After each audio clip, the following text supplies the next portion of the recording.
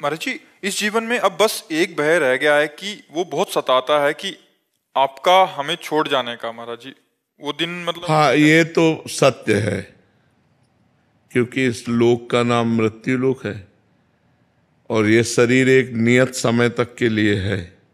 अब वो तो पता नहीं कितना नियत समय है, जहाँ नियत समय पूरा हुआ तो शरीर छूट जाएगा। अब हमको इस शरीर से आसक्ति नहीं करनी, हमको हमारे वचनों से आसक्ति करनी है। तो वचन तो रहेंगे, टेप में, मोबाइल में, ये तो रहेंगे। तो अगर वचन पर हम चलें तो ठीक रहेगा। शरीर तो नाशवान है, आज नहीं तो कल नष्ट हो जाएगा। हम भी चाहें तो भी नहीं रोक सकते, आप भी चाहें तो नहीं रोक सकते। भगवान आए तो भी अंतर ध्यान की लीला करनी पड़ी। तो ये तो निश्चित है, इस लोक का नाम ही मृत्यु लोक है। यहाँ सबको मरना पड़ता है, सबको जाना पड़ता है। बड़े बड़े सिद्ध महापुरुष समय आने पर शरीर छोड़कर चले गए। तो अब इस ये भय अपना शरीर छूटेगा या अपने प्रियजनों का शरीर छूटेगा, ये तो पक्का है, छूटेगा। जनों से उतना नहीं जितना आपसे। हाँ, गुरु भाव होने पर या संत भाव होने पर या भगवत भाव होने पर ऐसा है, पर शरीर छोड़ना पड़ेगा पक्का। जबरदस्ती काल शरीर को छुड़ा देगा, ये तो पक्की बात है। शरीर तो छूटने वाला है। रजत जी सहारनपुर से। महाराज जी, आप कहते हैं कि मंत्र वही होता है जो गुरु द्वारा दिया जाता है, किंतु मैंने YouTube के माध्यम से आपके द्वारा कृष्णाय वासुदेवाय का निरंतर जप करने का प्रयास कर रहा हूं, तो क्या मुझे कोई त्रुटि तो नहीं हो रही? नहीं, क्या आप गुरु भाव नहीं मानते क्या? अगर आपसे हमने सुना कि राधा राधा जपो, हम मान लेते हैं तो हो गया ना। क्या कान फुकवाना एक गुरु होता है क्या? बात मान लेना होता है। पूज्य श्री रामानंदाचार्य जी रोज गंगा स्नान करने जाते थे, तो कबीरदास जी वो सीढ़ियों पर लेट गए। हमने ऐसा स्कूल की किताब में शुरुआत में चरित्र आया था तो पढ़ा था। तो जे ही चरण रखा तो उनकी छाती पे रखा, सुनकारे बेटा राम राम बोलो। बोले गुरु जी राम राम। और सिद्ध महापुरुष कबीरदास जी यही दीक्षा हो गई, बेटा राम राम बोलो, सिद्ध हो गई। तो हम संतों की जो बात मानते हैं वो गुरु मुख से ही तो निकली हुई बात है। जो अगर हम कह रहे हैं राधा राधा जपो और आप राधा राधा जप रहे हैं तो आपका गुरु मंत्र ही तो हो गया। तो ऐसे भाव से मानना चाहिए। और भाव न माने तो गुरु मंत्र लेने के बाद भी कल्याण थोड़ी होगा। बात तो भाव से होगी, ना कि कान फुकवाने से होगी। अगर केवल कान फुकवाने से होती तो बहुत लोगों का कल्याण हो जाता। लेकिन कान फुकवा कर यदि गुरु मंत्र नहीं जपा, गुरु की आज्ञा के अनुसार नहीं चले तो अपराध बन गया, गुरु अवज्ञा बन गई। वो तो आपके लिए और परेशानी की बात हो गई। तो हमें लगता है गुरु की बात मानना ही गुरु मानना है। गुरु की बात मानना ही गुरु बनाना है। अगर गुरु बना लिया, गुरु की बात नहीं मानी, तो आप गुरु मंत्र नहीं लिए। और गुरु मंत्र नहीं लिए लेकिन गुरु की बात मान लिए, कोई नाम जप करे, तो आप शिष्य हैं। ये बात समझो। डॉक्टर जयदीप कुमार जी। श्री राधा वल्लभ श्री हरि। राधे राधे महाराज जी। महाराज जी, आपके सत्संग सुनकर मैं, मेरी पत्नी, मेरा बेटा प्रतिदिन राधा नाम जपने का अभ्यास करने लगे हैं। महाराज जी, जीवन में कभी कभी ऐसे रिश्ते नाते आते हैं जिन्हें हम सच्चा प्यार और आदर देना चाहते हैं, लेकिन उनसे केवल घृणा एवं निरादर ही मिलता है। ऐसे समय में दिल दुखता है। हम अपने मन को शांत उस समय कैसे रखें? भगवान का स्मरण करके, भगवान का स्मरण करके। क्योंकि यहाँ कोई सच्चे हृदय से प्यार करना नहीं चाहता। यहाँ सब जगह स्वार्थ, छल, कपट, अपनी कामना की पूर्ति। यहाँ सच्चे हृदय वालों का आदर नहीं है। सच्चाई से चलने वालों का आदर कम है समाज में। आज जो जितना गंदा बोल सके, गंदा चल सके, गंदा आचरण कर सके, समाज उसी के, भाई ये ऐसा। और जो सिधाई से चले ना तो लोग कंकड़ मारते, सीधे चलते चलने में कंकड़ मारते हैं, उसे छेड़ते हैं, उसको उपहास करते हैं, उसको नीचा दिखाने की कोशिश करते हैं। जो धर्म में चलना चाहता है, जो भक्ति करना चाहता है, उसका उपहास करते हैं लोग। लेकिन सत्य सत्य रहता है। उपहास सह जाओ। हम किसी से प्यार करें सच्चे हृदय से, और वो हमें सच्चे हृदय से प्यार करे, वो केवल एक ऐसा है, भगवान, दूसरा कोई नहीं है। ये हम पक्की बात तुम्हें बता देते हैं। छल कपट का प्रेम तो हमने देखा है, लेकिन सच्चा प्रेम नहीं देखा। महाराज जी, आप तो सबके हृदय की बात जानते हैं, तो क्या जो अधर्म आचरण कर रहा है वो अंदर से शांत है क्या? नहीं, नहीं, बिल्कुल अंदर की बात तो महाराज जी अंदर, आप ही पकड़ पाएंगे। अंदर से अशांत और भयभीत। जैसे एक किसी गैंग का आदमी, जो हम सैनपुर में गंगा किनारे थे, तो गैंग में विस्फोट हो गया था तो भाग के आया था। वो रात में सोते समय 2-2 मिनट में उठ के बैठ जाता। तो हमसे कहते क्यों भाई? बोले मुझे डर है। तो जो दूसरों की हत्या किए हुए, जो पाप किए हुए, वो चैन से सो नहीं सकते, चैन से खा नहीं सकते, उस मतलब चैन से 1 मिनट नहीं रह सकते। केवल बाहरी रुआब तुम्हें दिखाई देती कि लांग बूट पहरे, राइफल लिए और बड़ा ऐसा। फायदा क्या हुआ हमारे? तो बस यही तो जीव का भ्रम है, यही जीव का भ्रम है। वो फायदे के लिए अगर समझे तो भगवान का मार्ग है। ये तो अच्छे, यही रोड के किनारे पड़े हैं, कहीं मांग के खा लिया। ये क्योंकि वो अधर्म नहीं कर रहे हैं ना, इसलिए वो रोड के किनारे चैन से सो रहे हैं। और वो गद्दा में भी बैठकर चैन से नहीं सो पा रहा था, 2-2 मिनट में उठ के बैठ जाता। कोई आया क्या, कोई मेरे विषय में पूछा क्या? वो एकदम घबरा रहा था और राइफल बगल में रखे हुए भयभीत है, अशांत है, चित्त बेचैन है। पाप करने वाला कभी शांत नहीं हो सकता। अशांत, चिंता, शोक, भय, उद्वेग, ये उसको प्राप्त होते हैं। पर उसको दूसरा रास्ता मालूम नहीं, इसलिए उसी रास्ते पे बढ़ता चला जाता है, उसी रास्ते पे बढ़ता जाता है। क्योंकि कहीं से धन मार लिया तो है, तो भयभीत है। मर्जी समझ आ रही है कि कोई सरकारी उसमें भी है, अगर उसने 5 लाख की घूस भी ले ली, बट उसको प्रतिपल भय है कहीं घर में छापा ना पड़ जाए, कोई पकड़ा ना जाऊं। बट महाराज जी ये बात समझ क्यों नहीं आती हमें? भगवान की माया ऐसी प्रबल है कि वो अज्ञान में ही जी रहा है, इसलिए उसको समझ में नहीं आता। और फिर समझ में कभी एक ना एक दिन आ जाता है, जब पकड़ा जाता है, बेइज्जती होती है, तब उसको लगता है यार इससे तो अच्छा है कि जो हमें सरकारी पेमेंट मिल रही थी उसी में शान से जीते। तो एक ना एक दिन अधर्म चोट करता है, पर जब चोट करता है तो बहुत समय व्यतीत हो जाता है, बहुत हम आगे निकल गए होते हैं, पीछे लौटने का चांस नहीं रहता है। महाराज जी आप तो शास्त्रों का परिणाम भी जानते हैं, तो इसका परिणाम क्या होगा? नरक, अन्य पशु पक्षियों की योनियों में जाना, भयानक रोगों से ग्रसित हो जाना, और इसी जन्म में परिवार में भयानक अशांति फैल जाना। ये पक्का बात? पक्का, बिल्कुल पक्का है। अगर आप घूस लोगे, अधर्म का पैसा लोगे, तो आपका परिवार कभी सुख चैन और शांति से नहीं रह सकता। आपके लड़के, आपके परिवार वाले ही आपको उसका परिणाम दिखा देंगे कि आपने जो कमा के दिया है वो अशांति और दुख का कारण है, अशांति और दुख का कारण है।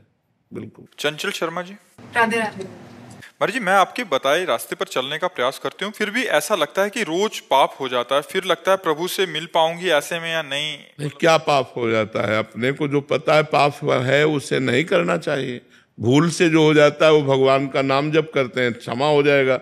लेकिन जानकारी से जो हमें पाप है उसे हमें बचना चाहिए। जब हमें पता है पाप है तो हम फिर क्यों पाप करें? हमको थोड़ा बचना चाहिए। हमें जब जानकारी ना हो फिर पाप हो जाए तो बात समझ में आती है। जब मुझे जानकारी है कि ये कीचड़ है, फिर हम काहे को लपेटे? तो पाप कीचड़ की तरह हमें गंदा करता है, तो हमें लगता है कि हमें बचना चाहिए। प्रभु तो बड़े कृपालु हैं, सर्वपापहारी हैं, वो मंगलकारी हैं, वो तो कृपा करेंगे। लेकिन हम भी जानबूझ करके जहर खाएंगे तो मरेंगे तो है ही। तो हम जानबूझकर पाप ना करें। भूल से कोई पाप हो जाता है, कोई ऐसा बलात् गलती हो जाती है, तो भगवान उसमें रक्षा करते हैं। अरविंद कुमार जी रामपुर से। जय जय श्री हरिवाल। राधे राधे महाराज जी, आपके चरणों में दंडवत प्रणाम। गुरुदेव भगवान, क्या शरणागत का स्वाभिमान होता है? अगर होता है तो उसकी क्या परिभाषा है? क्या ये भी अहम का दूसरा रूप है? नहीं, निंदनीय अहंकार है। कई बार एकांतिक में बता चुके हैं। जिस अहंकार के साथ प्रकृति का शब्द जुड़ता है वो निंदनीय है, वो त्याज्य है अहंकार। जैसे प्रकृति का धन, मैं धनवान, प्रकृति का बल, मैं बलवान, प्रकृति की बुद्धि, मैं बुद्धिमान। जो मैं शब्द प्रकृति से जुड़ता है वो त्याज्य है, और जो मैं शब्द प्रभु से जुड़ता है, जैसे मैं प्रभु का मित्र, मैं प्रभु का अभिमान है कि मैं दास हूँ प्रभु का, तो जो ये अभिमान है ये ग्रहण करने योग्य है। अस अभिमान जाय जन भोरे, मैं सेवक रघुपति पति मोरे। गोस्वामी जी कह रहे हैं ये अभिमान भूल कर भी ना जाए कि भगवान सिया राम मेरे स्वामी हैं, मैं उनका दास हूँ। हर समय ठसक बनी रहनी चाहिए। तो समझ पा रहे हो आप? जिस अभिमान में प्रकृति माया जुड़े वो अभिमान त्याज्य है, और जिस अभिमान में परमात्मा जुड़े वो ग्रहण करने योग्य है। चंदन शर्मा जी। श्री हरिवंश महाराज जी राधे राधे। महाराज जी भागवत जी, रामायण जी या प्रवचन सुनने मात्र से परमात्मा को पाया जा सकता है? नहीं, उसका मनन करने से, भगवान का नाम जप करने से और कथा सुनने से। जैसे हम प्रवचन सुन रहे हैं, अब आचरण ना उतारो आप, जो सुना गया उसको अपने जीवन में उतारो नहीं तो लाभ क्या मिला, हमें बताओ। जैसे हमने हलवा बनाने की सारी प्रक्रिया आपको बता दी, लेकिन कभी बनाकर ना आपने पाया ना हमने पाया, तो बेकार ही तो हुआ। बेकार गया कि नहीं गया? हलवा बनाने की पूरी प्रक्रिया आपको याद है, लेकिन बना के कभी नहीं खाया। तो बात तो यह कि प्रक्रिया याद हो या ना याद हो, हलवा चक खाने को मिला तो बस समझ में आ गया कि हलवा का स्वाद कैसा होता है, टेस्ट कैसा होता है। तो परमात्मानंद की हमें प्राप्ति तब होगी जब हम भगवान की कथा सुने, प्रवचन सुने और उनमें जो उपदेश हैं उनको अपने आचरण में उतारें, उनकी जो लीलाएं हैं वो चिंतन करें और हर समय भगवान में चित्त जोड़े नाम जप के द्वारा निश्चित भगवत प्राप्ति हो जाएगी। अगर हमारा चित्त भगवान में नहीं लगा, हमने कान से केवल भगवान की कथा सुन ली, चर्चा सुन ली, तो इतने से पुण्य बनेगा, लेकिन भगवान की प्राप्ति नहीं होगी। भगवान की प्राप्ति मनन करने से होगी, चित्त को भगवान पे लगाने से होगी। समझ पा रहे आप? प्रशांत कपूर जी पानीपत से। राधे राधे। राधे राधे महाराज जी।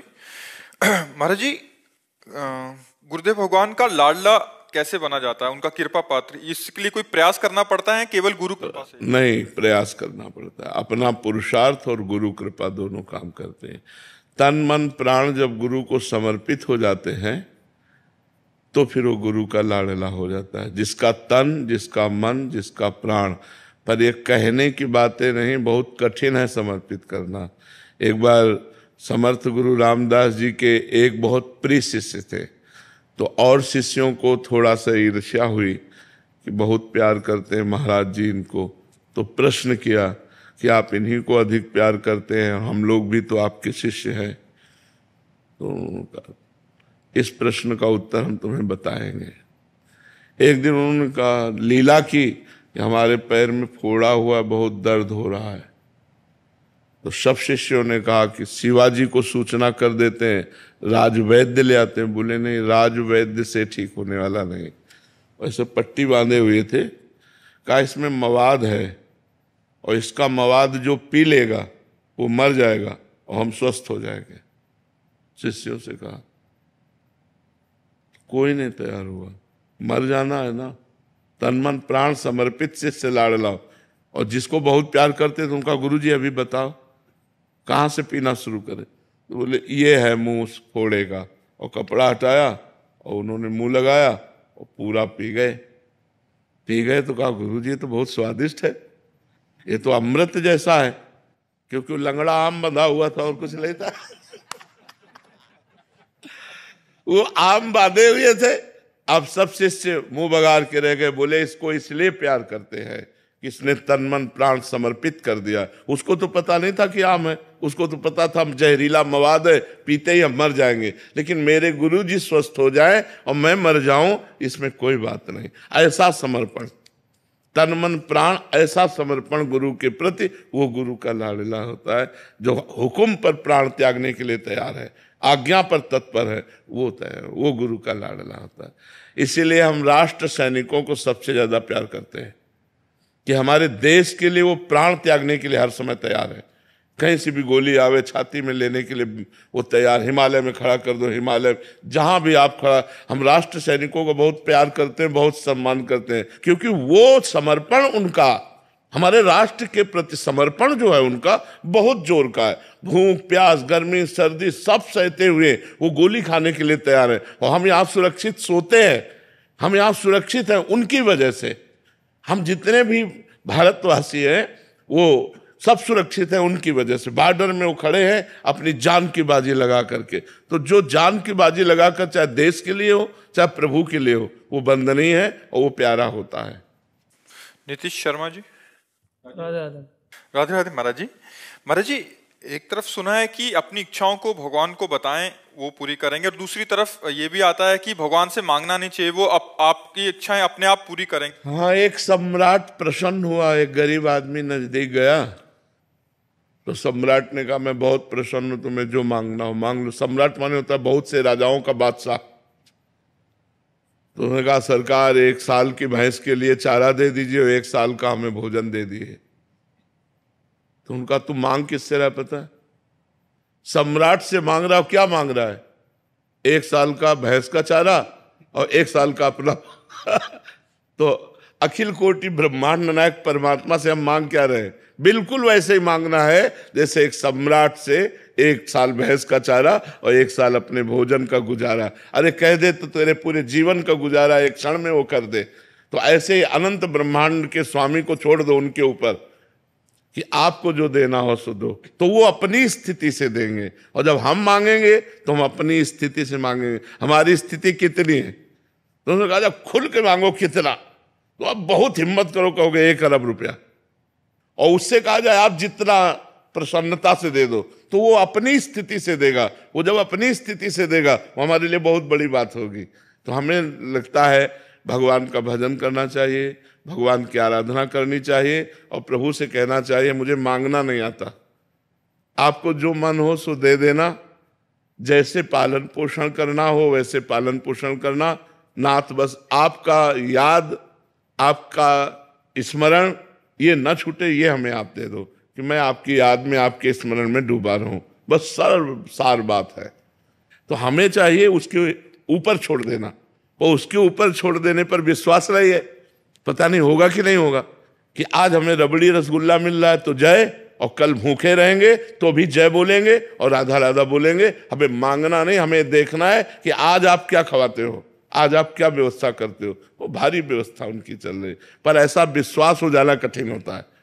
ऐसा विश्वास हो जाना कठिन होता है कि हम मेहनत करें लेकिन हम मांगे ना, भगवान की आराधना करें, अपने पद का निर्वाह करें, अपने कर्तव्य का पालन करें, जो ईश्वर दे दे, जो हमारी फीस है वो दे दे, उससे हमारा काम चल जाए। आप लोग गृहस्थ तो इसलिए बोल रहे हैं, बाबा जी को तो बिल्कुल भगवान के सहारे कोई फीस नहीं। हमारी फीस यही कि तुम हमारी बात मान लो और तुम्हारा जीवन अच्छा हो जाए, तुम सुखमय, स्वस्थ, आनंदमय, यही मेरी फीस है। तुम मुस्कुरा दो, यही मेरी फीस है। तुम चिंता रहित हो जाओ, तुम शोक रहित हो जाओ, यही हमारी फीस है। हम संतों की फीस क्या है? आप गंदे नशा छोड़ो, आप राधा राधा बोलो, आप सुखी रहो, यही हमारी फीस है। सर्वे भवन्तु सुखिनः, सर्वे सन्तु निरामया, सर्वे भद्राणि पश्यन्तु माँ कश्चित् दुःख भाग् भवेत्। किसी को कभी दुख ना हो, सब सुखी रहे, सब निरोग रहे, सब आनंदित रहे, यही हमारी कामना है। तो हमें लगता है कि गृहस्थ आदमी को भगवान से कामना करनी चाहिए। हम ये नहीं कह रहे नहीं करनी चाहिए, पर इतना दे दो, इतना नहीं करनी चाहिए। आपकी जैसी मर्जी हो प्रभु, आप देख लो, हमारा परिवार है, घर है, व्यवस्था है, नाथ आप जैसे चलाओ, आप स्वामी हो, मैं सेवक हूं, बस इतने से काम बन जाएगा। नाथ सकल संपदा तुम्हारी, मैं सेवक समेत सुत नारी। प्रवीण हड़िया जी। राधे राधे राधे महाराज जी। महाराज जी, मेरे मन में ये विडंबना है कि कभी कभी किन्हीं सिद्ध या शुद्ध पुरुष के प्रवचन सुनते समय कह रहे कि महाराज जी कभी कभी कोई तर्क हो जाता है कि क्या ऐसा भी हो सकता है? हाँ, हो जाना चाहिए, कोई परेशानी नहीं है, उसका निराकरण कर लेना चाहिए। दूसरी तरफ लगता है कि क्या तो को बात पे भरोसा नहीं है, फिर अंदर ही नहीं, अगर तर्क हो जाए तो हम उसका निषेध नहीं करते। तर्क होना हमारा स्वाभाविक है, तो हमको संतों से प्रश्न कर लेना चाहिए। अगर तर्क होता है तो प्रश्न कर लेना चाहिए, तो वो और उसको खोलकर समझाएंगे तो आपका तर्क शांत हो जाएगा। क्या हमें सीधा बात नहीं मान लेनी चाहिए? ऐसा भी लिखा है कि हमें, ये तो सर्वोत्तम श्रद्धा है कि जो बात निकली उसको मान लिया, लेकिन अगर तर्क आ जाता है तो कोई गलत बात नहीं है। तर्क आना कोई गलत बात नहीं कि आप जो कह रहे हैं इसको हम कैसे धारण कर सकते हैं, कैसे मान सकते हैं, तो और विस्तार से उसको बताएंगे। पर ये ऐसा भी हो सकता है कि नाम जापा कैसे हुए, ऐसा हुआ, ऐसा तर्क आ जाता है कि क्या ये सच बोल रहे हैं, मतलब किसी बात पे कि जब उनकी सिद्धावस्था की बात नहीं, संशय तो नहीं करना चाहिए। भगवान के भजन में बड़ी सामर्थ्य है, बहुत बड़ी सामर्थ्य है, तो ऐसा संशय नहीं करना। नाम से कुछ भी हो सकता है, नाम में बड़ी सामर्थ्य है, लेकिन जप करके तो देखो, नाम में बहुत सामर्थ्य है, नाम में अपार सामर्थ्य है। नाम जप कर ये संशय नहीं करना चाहिए ऐसा भी हो सकता है कि हाँ हो सकता है। नाम में बड़ी सामर्थ्य। भगवान करतुम अकर्तुम अन्यथा करतुम है। भक्त प्रहलाद जी को आग में जलाया गया, विष पिलाया गया, तो वो उनकी इतनी उच्च कोटि की भक्ति थी कि उनको आग भी नहीं जला पाई। अब हर भक्त को तुम जला के देखो कि प्रहलाद जी, तो हर भक्त प्रहलाद जी तो नहीं है। उनकी उस उच्च कोटि की अलग अलग स्थिति होती है ना, उनको ये जो पंचभूत है वो स्पर्श भी नहीं कर। जल में डुबोए गए लेकिन वो डूबे नहीं, पत्थर से दबाए गए लेकिन वो पिचके नहीं, आग से जलाए गए, उनको जलन नहीं हुई। क्या क्या उनके ऊपर गैस छोड़ी गई मरण वाली, न जाने क्या क्या। वो हिरण्यकश्यप त्रिभुवनपति था, सब कुछ करके हार गया, लेकिन बाल भी नहीं झुलसा पाया। क्यों? इतनी उच्च कोटि की भक्ति की भगवान खंभा फाड़कर नरसिंह रूप में प्रकट हो गए, जो रूप कभी न सुना गया, न देखा गया, न पढ़ा गया। प्रहलाद जी की भक्ति से भगवान ने वो रूप धारण किया जो कभी पढ़ा नहीं गया, कभी देखा नहीं गया, कभी सुना नहीं गया। नरसिंह रूप, नीचे नर और ऊपर सिंह, वो भयंकर रूप कि त्रिभुवनपति हिरण्यकश्यप कांप गया और अस्त्र शस्त्र छूट गए, एक दहाड़ में मूर्छित होकर गिर गया। तो भगवान है यार। और उन भगवान का जो भजन करते हैं तो कुछ भी हो सकता है, कुछ भी हो सकता है, उसमें कोई मतलब समस्या नहीं है। तो इसलिए नाम जप करो, खूब भगवान के भजन में रहो, सब सुविधा भगवान दे देंगे, लोक परलोक की सब दे देंगे। मेहनत करो। अब हम मेहनत करते हैं, दिन भर मेहनत करते हैं, बीमार होने पर भी मेहनत करते हैं। यहाँ जो मेहनत हुई अपने एकांत में जब हुए तो वहां भी मेहनत शुरू। अपना अपना काम है, धंधे में लगे हो तो मालिक देख रहा है, ईमानदारी से तुम्हें वो इतना देता रहेगा। और फ्रॉडगिरी से जितना चलेगा वो 4 दिन चलेगा, इसके बाद बैठ जाएगा। तो इसलिए धर्म से चलो, खूब नाम जप करो, सब कामनाएं भगवान पूर्ण करने में समर्थ है। सोनिया जी पानीपत से। राधा वल्लभ श्री हरिवंश। श्री हरिवंश महाराज जी। महाराज जी, अक्सर प्रतिकूल समय में किसी के पास जाएं तो वो उपाय में टोटका पूजा आदि की सलाह समाज को देता है, तो परंतु नाम जप और भजन पर वो विश्वास नहीं बनता, ना कोई नाम जप और भजन की सलाह मानता है। महाराज जी, सभी का ध्यान टोटका आदि में ही रहता है कि जल्दी लाभ मिल जाए। अरे काहे को फालतू की बातों में समय बर्बाद करोगे? भगवान का नाम सर्व मंगलमय है। भगवान की शरण में होने पर, भगवान का नाम जप करने से जो प्रारब्ध दुख है वो भोगने की सामर्थ्य आती है और नए पाप नष्ट हो जाते हैं, पाप करने की इच्छा का नाश हो जाता है, जीव का परम मंगल हो जाता है। इन टुटका फुटका से कुछ नहीं होता। अरे भगवान की कथा करो, भगवान का नाम कीर्तन करो, भगवान की महिमा का गान करो। सब जीव माया से भूला हुआ है, इसीलिए सब कोई सलाह थोड़ी भगवान के नाम की देता है। ये बहुत भूल है, इधर उधर करने से कुछ नहीं होता। सुनो भरत भावी प्रबल बिलख कहो मुनिनाथ, हानि लाभ जीवन मरण जस अपजस विधि हार। ये टुटका से ठीक होने वाला नहीं है, ये विधान है, टुटका से ठीक होने वाला नहीं। भाई मैं हमारी बात मान लो, भगवान का आश्रय लो। सर्व विपत्ति का नाश करने में समर्थ केवल भगवान है, दूसरा कोई नहीं है। हर दुख का नाश करने के लिए भगवान समर्थ है, हरि समर्थ है। उनका आश्रय लो, उनका नाम जपो करो। अगर भाई किसी को टुटका से फायदा मिल जाए तो आपके पुण्य से उसका लाभ मिला है, ना कि टुटका से। जैसे आपकी भावना बनी, आप यहाँ आए और आपका कोई काम बन गया, तो आप आए, ये आपका पुण्य हुआ, तपस्या हुई ना। आप मेहनत कर कर आए, घंटों खड़े रहे, दर्शन किए, तो उसके फल रूप में आपका काम बन गया। वो हमसे थोड़ी बना, वो आपकी साधना बनी, तब आपका काम पूरा हो गया। तो हमें लगता है कि हम साधना करें, हम तपस्या करें, हम भगवान का भजन करें, जो सत्य मार्ग है उसका हम अवलंबन लें। ये टुटका फुटका से तो मुझे नहीं लगता कि कुछ होने वाला है। और टुटका कहते किसे हैं? क्या टुटका होता है? चौराहे पे नींबू रखो, फिर उसकी चार और फिर पीछे को फेंको। काला भूत तो घर के आगे टांग लो, नजर ऐसा चप्पल टांग लो। इस सब से कुछ नहीं होता है। भगवान का देखो, विभीषण जी लंका में है, राम नाम अंकित गृह, भगवान का नाम अंकित है दीवाल में, भगवान का नाम। ये नहीं जूता चप्पल टांगने नहीं, राम नाम अंकित गृह शोभा। घर की शोभा क्या है? भगवान का नाम पहले लिखा होता था दरवाजे पे, अतिथि देवो भव। अब लिखा होता कुत्ते से सावधान, लिखा था। अब कलयुग का प्रभाव बढ़ गया है अलग अलग। तो हम तो कहते हैं अगर आपका श्रद्धा विश्वास बने हमारी बात पे, तो भगवान का नाम लो। नाम लेत मंगल दिशि दशहु, 10 दिशाओं में मंगल होगा। हरि स्मृति सर्व विपद विमोक्षण। जहां आपको लग रहा हो कि अब अमंगल होने वाला है, पुकारो मंगल भवन भगवान को, हे हरि, हे भगवान, हे करुणामय, मुझ दीन की बात सुन लो, मेरी रक्षा कर लो, भगवान मंगल करेंगे। ये नींबू और ये घोड़े की नाल और ये इधर उधर की चीजें रक्षा नहीं करेंगी। ये सब प्राकृतिक नाशवान वस्तुएं हैं, हमें इन पर तो विश्वास नहीं है, हमें विश्वास नहीं है। आपको हो तो धन्यवाद, आप कीजिएगा, और जब आपको उससे लाभ ना मिले तो फिर भगवान का नाम लीजिएगा। अगर हमारे प्रारब्ध में किडनी भोग लिखा है तो त्रिभुवन में कोई पैदा नहीं हुआ कि इसे ठीक कर दे, और इसे ठीक होना लिखा है तो त्रिभुवन में कोई नहीं कि इसे बिगाड़ सके। देखो, भगवान चलाना चाह रहे हैं तो ऐसी स्थिति में भी प्रवचन हो रहा है, एकांतिक वार्ता हो रही, सब हो रहा है। और अगर भगवान ना चलाना चाहे तो चाहे जितनी किडनी बदल लो, सब इन्फेक्शन हो जाएगा, फेल हो जाएंगी। हमें लगता है भगवान से बढ़कर कोई नहीं है, तो हमें भगवान की आराधना करनी चाहिए। जितने देवी देवता हैं सब भगवान के ही स्वरूप हैं। आराधना करो, पाठ करो, भगवान के नाम से दूसरों को दान करो, दूसरों गरीबों की सेवा करो, ये तो मेरी समझ में आता है। लेकिन और अन्य बातें सब समझ में आती। महाराज जी, आजकल मानसिकता ऐसी हो गई है कि हमें कुछ ना करना पड़े, जो काम करे अंगूठी करे, जो काम करे नींबू करे, मतलब हमें कुछ ना करना पड़े। हम नाम जप करेंगे तो हमारा चिंतन, हम विषय भोग भोगें, हम जैसा हम चाह रहे हैं वैसा हो, या तो आप हमारे लिए हवन करें पर हम सुखी हो जाएं। ऐसा नहीं हो सकता। निज कृत कर्म भोग सुनवाता, शब्द पढ़ाओ, निज कृत, आपका किया हुआ कर्म ही आपको सुख दुख प्रदान करेगा।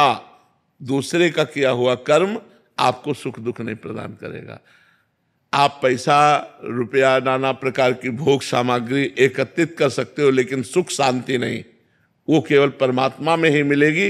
यदि परमात्मा का चिंतन नहीं करते हो तो आप सुखी नहीं हो सकते, आप शांत नहीं हो सकते, चाहे जो कुछ इकट्ठा करके देख लो। तो भगवान की ये सब लीलाएं मायाकृत हैं। हम तो सबसे यही कहते हैं कि भगवान का नाम जप करो, भागवत कथा सुनो, भगवान की चर्चा सुनो, नाम कीर्तन करो, दूसरों का उपकार करो, तुम्हारा मंगल हो जाएगा। श्री हरिवंश महाराज जी, महाराज जी, आपकी अपार कृपा से मैंने समस्त दुष्कर्म जैसे व्यभिचार, मादक पदार्थों का सेवन, धूम्रपान, झूठ बोलना, चोरी करना, पैसे का छल कपट करना को त्याग दिया। परंतु एक मन में बहुत खेद है कि आप इतनी देर से क्यों मिले महाराज जी। आज जीवन की 46 वर्ष की आयु व्यर्थ हो। इस विषय पर न सोचे, अब ये सोचे कि जब से मिले हैं तो अब हमको समय नष्ट नहीं करना, अब हमको अच्छे से समय गुजारना है। भगवान का नाम जप करते हुए, परोपकार करते हुए, धर्म पूर्वक धन कमाते हुए, परिवार का प्यार पूर्वक पोषण करते हुए, अब जीवन में अपराध नहीं करना, गलती नहीं करना। अब लो नशानी, अब ना नशई हो। तो जितनी श्वासें हैं, जितना आपका समय है, वही भगवत प्राप्ति के लिए पर्याप्त है, उसी से भगवान की प्राप्ति हो जाएगी। हमें जो समय अब मिला है, हम जग गए तो अब हमसे गलती ना होने पावे, ये सबसे बड़ी बात है। पीछे जो भूत गया उसको तो छोड़ो, अब भविष्य की चिंता को छोड़ो, वर्तमान को संभाल लो। वर्तमान को भगवान नाम जप में, वर्तमान को परोपकार में, वर्तमान में दूसरे की सेवा करो, इसी से तुम्हारा मंगल हो जाएगा।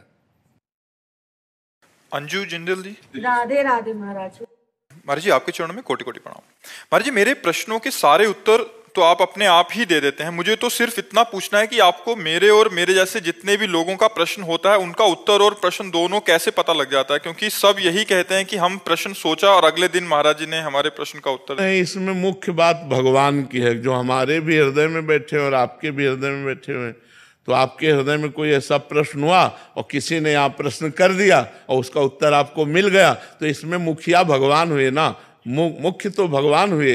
जो प्रश्नकर्ता से वही प्रश्न कराया जो सैकड़ों लोगों के हृदय में चल रहा था, और उत्तरकर्ता के हृदय में बैठ के उत्तर दे दिया। तो प्रश्नकर्ता और उत्तरकर्ता और श्रोता तीनों में मुख्य भगवान हुए कि नहीं हुए? तो भगवान का ही ये सारा खेल है। पर महाराज जी, अगले दिन ही कैसे होता है कि प्रश्न का उत्तर अपने आप ही आ जाता है? हाँ, तो भगवान का ही खेल है, इसमें हमारा क्या खेल? हम तो कच्चा न पड़े, हमें तो कुछ ज्ञान नहीं है, भगवान ही सब बुलवाते हैं।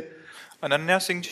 राधे राधे महाराज। राधे राधे महाराज जी। महाराज जी, ईमानदारी पे भी चलने पे कभी कभी कष्ट भोगने पड़ते हैं, और क्या ये प्रारब्ध हम अपने अच्छे और सच्चे कर्म से सही नहीं कर पा रहे? नहीं, इसमें वर्तमान के सत्य मार्ग में चलने की कमी का कोई प्रमाण नहीं होता। इसमें होता है हम सत्य चल रहे हैं, लेकिन इस समय हमारा बुरा प्रारब्ध चल रहा है। तो देखा जाता है कभी कभी धर्मात्मा पुरुष दुख भोगते हुए और पापात्मा पुरुष सुख भोगते हुए। तो पापात्मा पुरुष का उस समय पुण्य चल रहा है, तो पुण्य फल से वो सुख भोग रहा है, और वो पाप का फल चल रहा है, इसलिए धर्मयुक्त चलने पर भी उसे दुख भोगना पड़ रहा है। लेकिन विजय धर्मात्मा की होगी, पापात्मा का नाश होगा। जैसे कुछ समय तक 12 वर्ष का वनवास, 1 वर्ष का अज्ञातवास पांडवों को भोगना पड़ा, और सम्राट पद पर दुर्योधन बैठे खूब फूला, लेकिन अंत में हस्तिनापुर नरेश महाराज युधिष्ठिर हुए और कौरवों का सम्यक विनाश हुआ। तो पापात्मा पुरुष कभी कभी सुखी देखा जाता है वो अपने पुण्य बल से, और जब उसका पुण्य क्षीण हो जाएगा और वर्तमान का पाप और पुराना पाप जुड़ेगा तब वो ब्लास्ट हो जाएगा, तब वो नष्ट हो जाएगा। तो हमें चाहिए धर्म से ही चलना चाहिए, भले दुख मिले तो हमारे पूर्व पाप का परिणाम है, उसे हम भोग लेते हैं, आगे हमारा मंगल होगा। ये पक्का निश्चित बात है, इसमें कोई भी संशय नहीं है। तो ब्रह्मास्त्र का प्रयोग मच्छर मारने के लिए जैसे नहीं किया जाता, ऐसे ही अपने भजन का प्रयोग अपने रोग नाश के लिए नहीं किया जाता। ये भजन का ही बल है कि हम आपके बीच में बैठे हैं ऐसी स्थिति पर भजन का बल का प्रयोग भगवान की प्राप्ति है, ना कि इस नाशवान शरीर को स्वस्थ कर लेना। अगर स्वस्थ भी होंगे और कल मरना है तो मर ही जाएंगे, और अगर हमें 10 साल जीना है तो अस्वस्थ होते हुए भी हम 10 साल जिएंगे और वो कार्य करेंगे जो एक स्वस्थ पुरुष भी नहीं कर सकता है। तो हमें चाहिए अपने भजन का प्रयोग सुख दुख में नहीं, भगवान की प्रसन्नता में प्रयोग करना चाहिए। तो भगवान प्रसन्न हो गए तो जा पर कृपा राम की हुई, ता पर कृपा करे सब कोई, सब मंगल हो जाएगा, सब आनंद हो जाएगा। मनोज गांधी जी करनाल से। महाराज जी आपके चरणों में कोटि कोटि प्रणाम। महाराज जी जीवन में कभी किसी का गलत नहीं किया, हमारे पास मौका भी आया गलत करने का फिर भी नहीं किया, पर लोग अपना समय आते ही अपना रंग दिखा देते हैं, हमारे साथ गलत कर देते हैं, उन्हें हमें जवाब कैसे देना चाहिए? नम्रता पूर्वक गलत ना करते हुए। यदि आप सत्संगी हैं, आप विवेकी हैं, तो आप तो गलत कीजिएगा मत, और आपके साथ जो गलत होता है उसे सह लीजिएगा। आप अच्छा कीजिएगा तो आपकी उन्नति हो जाएगी, लौकिक और पारलौकिक दोनों उन्नति हो जाएगी। सांसारिक उन्नति भी हो जाएगी और भागवतिक उन्नति हो जाएगी। और जो आपको ठग रहे हैं, आपके साथ बेईमानी कर रहे हैं, आपके साथ अपना गलत रूप दिखा रहे हैं, उनका लोक और परलोक दोनों नष्ट हो जाएगा। तो अपने को चाहिए कि जो अपने साथ गलत करे उसके साथ अच्छा व्यवहार करें, क्योंकि हम लोग सत्संगी हैं, हम लोग भागवतिक हैं। तो जैसे किसी ने बहुत गरमबाजी दिखाई दी, गाली दे रहा है, अपमानित कर रहा है, तो शांत होकर वहां से निकल जाओ। अगर शांत होकर नहीं निकलते तो आपका भी अहित है और उसका भी अहित है। आप लड़ गए, मारपीट हुई, पुलिस में मुकदमा चला, फिर जीवन बर्बाद हो गया। और अगर थोड़ा झुक के चले गए तो उसको ऐसा ऐसा तमाचा मारेंगे ठाकुर जी ना कि वो सारी रंगबाजी हिरा जाएगी। जब शरीर स्वस्थ होता है, जेब में रुपया होता है, मनमानी भोग होता है, तो लगता है कौन भगवान। फिर उसका जब तमाचा पड़ता है तो आवाज नहीं होती उसके तमाचे में आवाज नहीं होती, लेकिन ऐसा मार मारते कि फिर पूछो मत। अच्छे अच्छे ऐसे हो जाते, अच्छे अच्छे। चलत दशानन डोलत तवनी, जब 10 कंधर रावण चलता था धरती कांपती थी, और उसी की खोपड़ी में बंदर लोग जो है ना चरण प्रहार करते थे। जब खोपड़ियां काट काट के भगवान ने गिराई ना तो प्रहार करते थे। रहा न कोकुल रोवन हारा, राम विमुख हस हाल तुम्हारा, रहा न कोकुल रोवन हारा। तो रहे न रावण सम अभिमानी, हिरणा कश्यप सम वरदानी, खान विभव की खान जगत में कुछ दिन के मेहमान, भजले श्री भगवान जगत में कुछ दिन के मेहमान। तो हमें लगता है जो ज्यादा गर्व करे उसके सामने थोड़ा झुक के निकल जाओ। है कठिन काम, मतलब इतना हम थोड़ी, वो एक अभिमान आता ना, लेकिन उसी को संभाल लो, वो अपने आप ऐसे ठिकाने पे चोट लगे कि वो अपने आप ठीक हो जाएगा। उमा क्षमा श्राप होते भारी, श्राप से भी बुरा परिणाम होता है क्षमा कर देना। जाओ, तुम्हें क्षमा किया, कुछ नहीं कहेंगे।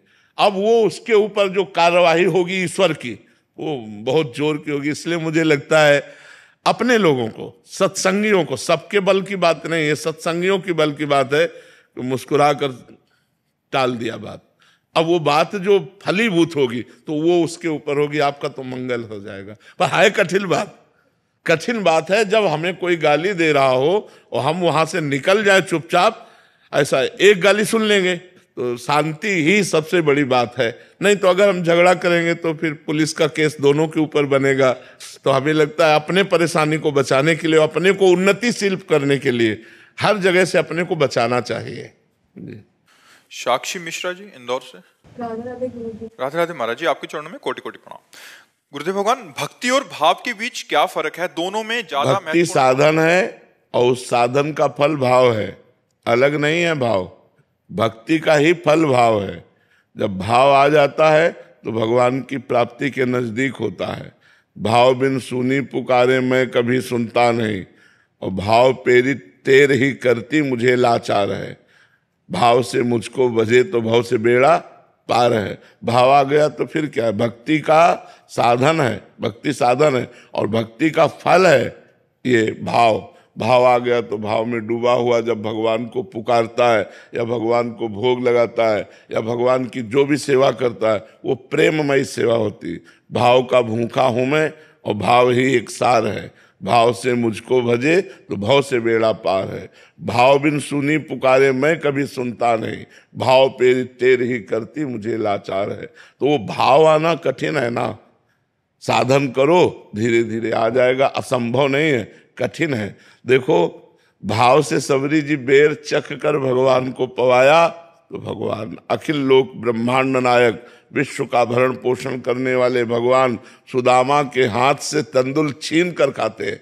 रबड़ी रसगुल्ला वो थोड़ी है, तंदुल है जो कोई नहीं चबाना चाहेगा, वो छीन कर खाते हैं। विदुरानी के हाथ से छिलका खाते हैं। ये क्या है? भाव। ये है भाव। वो भाव में उनको होश ही नहीं, गूदा फेंक देती, छिलका मुंह में लगा देती। भगवान छिलका बड़े भाव से पा रहे हैं विदुरानी जी के केले का छिलका।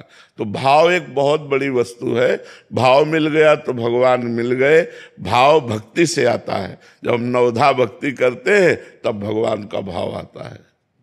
महाराज जी, इनका ही प्रश्न है कि श्री जी की सेवा करते समय मन का समर्पण और संवेदनशीलता कैसे बनाए रखें? जब हम नाम जप करेंगे, वाणी जी का गायन करेंगे तो श्री जी से अपनापन हो जाएगा। देखो, एक पड़ोसी के बच्चे को दूध पिलाना और एक अपने बच्चे को दूध पिलाना, अंतर हो जाएगा? नहीं, अंतर हो जाएगा।